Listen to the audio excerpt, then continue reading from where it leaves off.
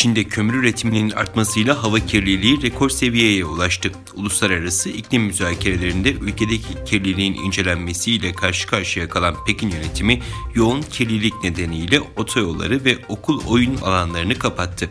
Ülkenin meteoroloji servisine göre dün Çin'in kuzeyi sisle kaplandı. Avrupa Parlamentosu milletvekillerinden oluşan heyet ilk kez düzenledikleri ve Çin'in tepkisine yol açan Tayvan ziyaretini tamamladı. Parlamentodan yapılan açıklamaya göre 7 milletvekilinden oluşan heyet ziyaretleri sırasında Tayvan'daki hükümetin lideri Tsai Ing-wen'in yanı sıra Tayvanlı yetkililer ve sivil toplum temsilcileriyle bir araya geldi.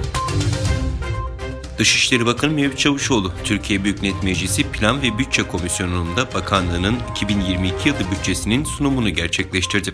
Bakan Çavuşoğlu, Çin'le ilişkilerin karşılıklı saygı ve çıkarlar temelinde yürütüldüğünü ifade ederek bunu yaparken Uygur Türk'ü soydaşlarımızın Çin'in eşit vatandaşları olarak temel hak ve özgürlüklerinin korunması gerektiğini hem ikili düzeyde hem uluslararası platformlarda vurgulamayı sürdürüyoruz. Son olarak Birleşmiş Milletler'de bir bildiriyle 42 ülkeyle birlikte Çin'i Uygur Türklerinin haklarına saygılı olmaya çağırdık ifadelerini kullandı.